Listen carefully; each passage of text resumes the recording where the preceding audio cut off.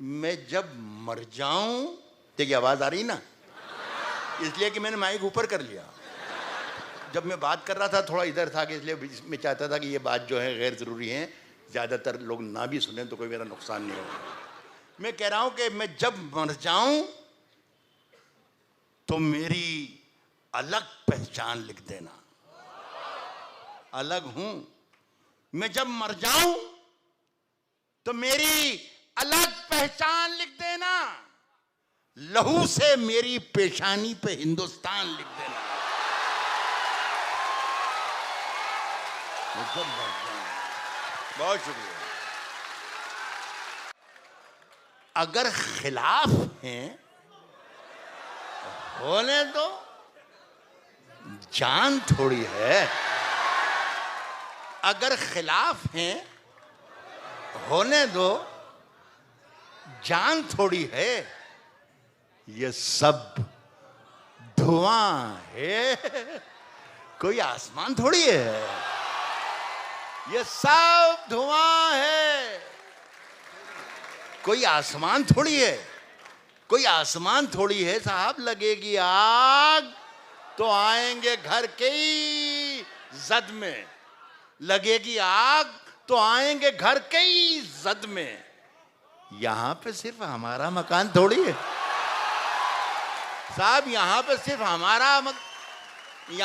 हमारा मकान थोड़ी है मियां। हमारे मुंह से जो निकले वही सदाकत है।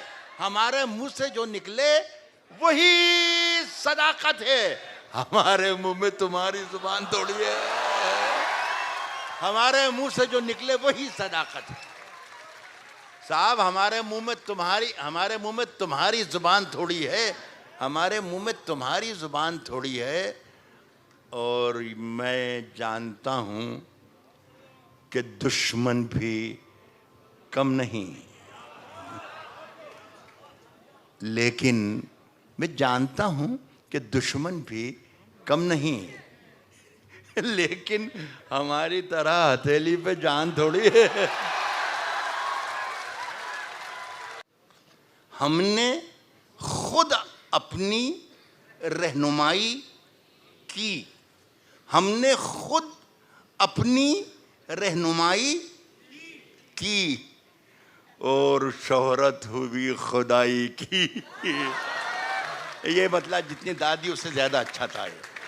हमने खुद लेकिन खैर कोई बात नहीं। एक लाइफ लाइन खो दिया आपने, लेकिन कोई बात नहीं। हमने खुद अपनी रहनुमाई की और शोहरत हुई खुदाई की। हमने खुद अपनी रहनुमाई की और शोहरत हुई खुदाई की। मुझसे दुनिया ने सैकड़ों बार बेवफाई की।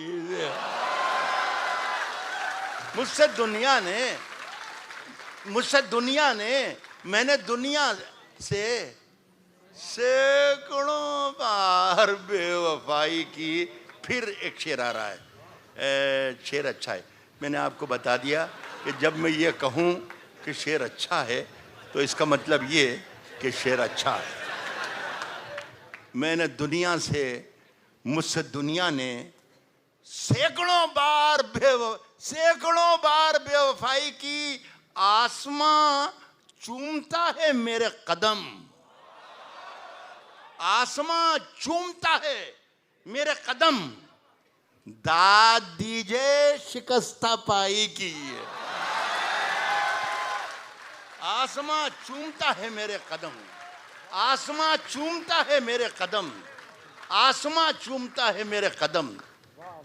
दाद दीजिए। आपकी तमाम दादों के दरमियान कोई एक हल्की सी बहुत ही आवाज़ आ जाती है और वो आवाज़ कानों में याद है कि भाई क्या कहने हैं, सुभान अल्लाह वगैरह। खुदा की कसम असली वही होती है।